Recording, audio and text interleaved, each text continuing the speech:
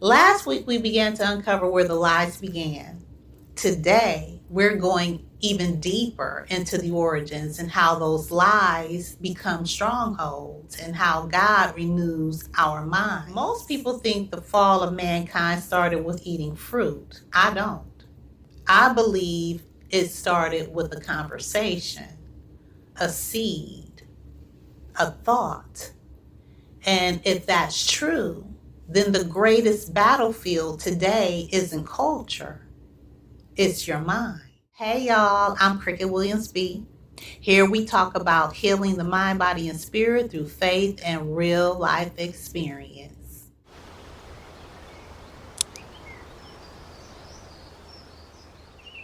Let this mind be in me, which was also in Christ Jesus. Let this mind that withstood 40 days of temptation, healed the sick, and raised the dead, dismissed his critics and naysayers, stayed focused on the call, endured the pain and suffering of the cross, laid down his life, rose on the third day, conquered death, hell, and the grave.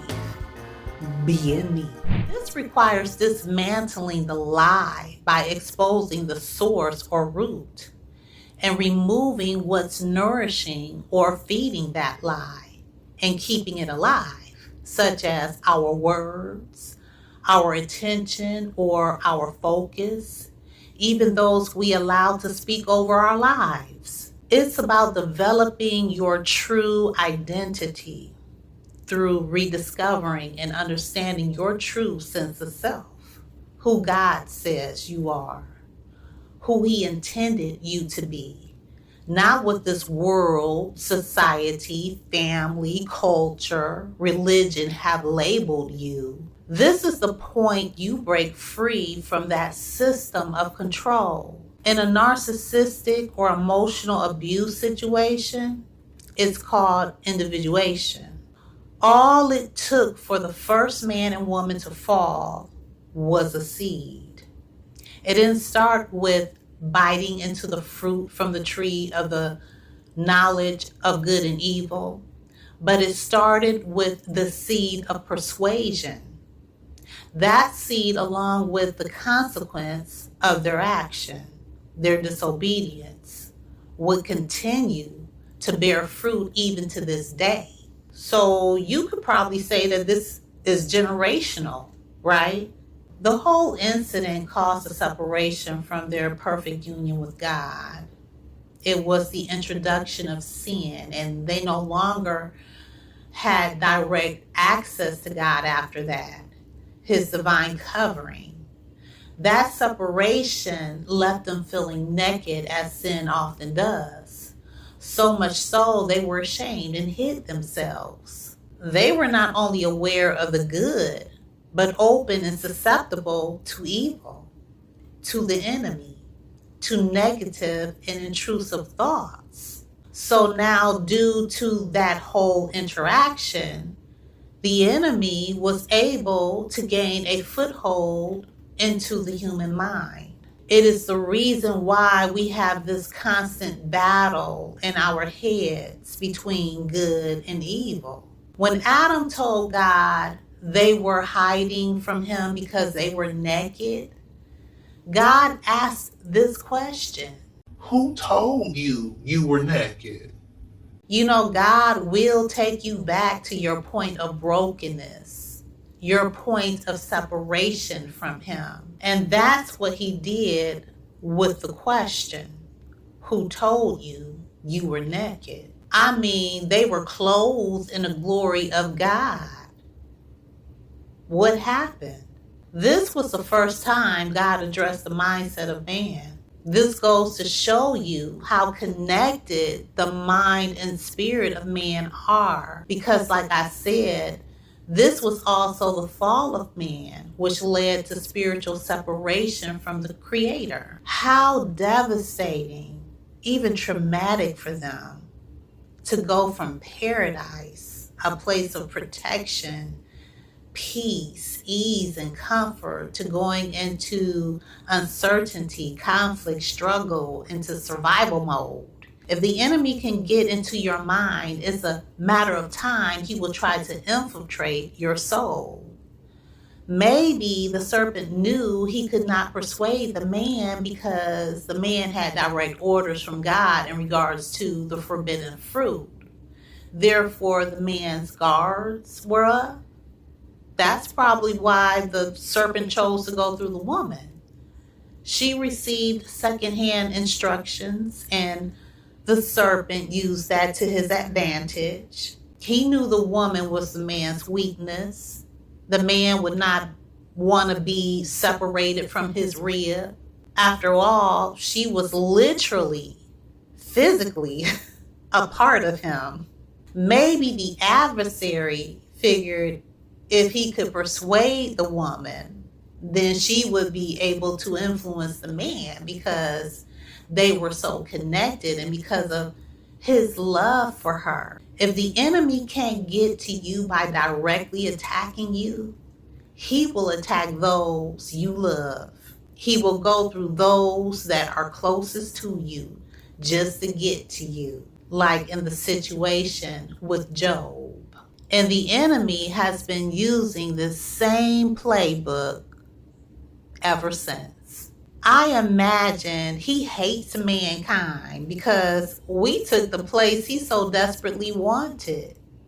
He not only wanted to be like God, he wanted to be God. And God turned around and created us, human beings, in his image.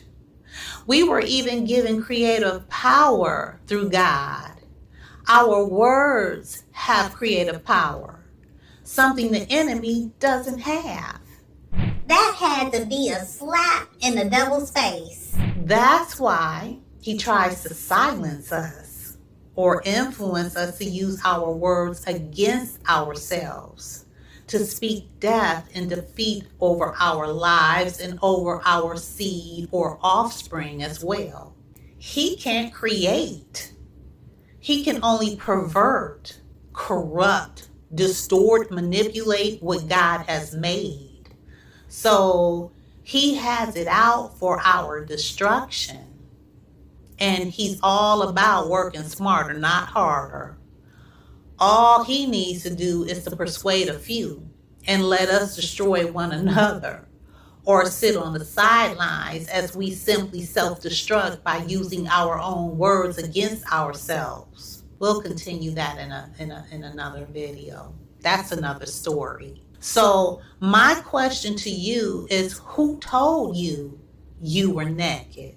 Who told you you were less than what God says you are? It's generally those who we love the most, who influence us the most, that the enemy used to speak through or to get to us through the channels of verbal or emotional abuse, neglect, abandonment. It's usually a generational cycle, even something more ancient at play, as I just mentioned.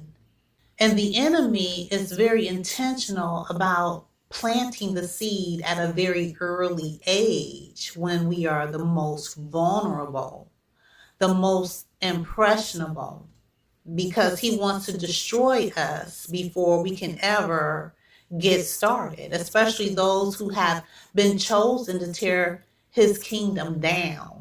The Bible itself doesn't specify how long Adam and Eve were in the garden from the moment of their creation before their encounter with the serpent. However, there are ancient texts that suggest a period of 7 years. Most theologians conclude it was likely a short time between their creation and their encounter with the serpent. In psychology, the most impressionable stage for conditioning, subconscious programming, and absorbing childhood trauma is early childhood, specifically from birth to age 7. Is that a coincidence? All I can say that if that's true, Different time, same old playbook.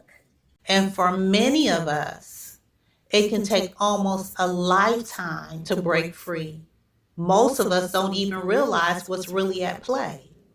But those who are chosen will go through this awakening. Oftentimes, we bloom a little later in life. And once you see it, you can't unsee it. And what we are experiencing right now, we're entering into a great awakening. It's already started happening. Recognizing the lie is one thing. Breaking free from it is another. In the final part, I'll share how God walked me through years of self-sabotage and what finally started setting me free.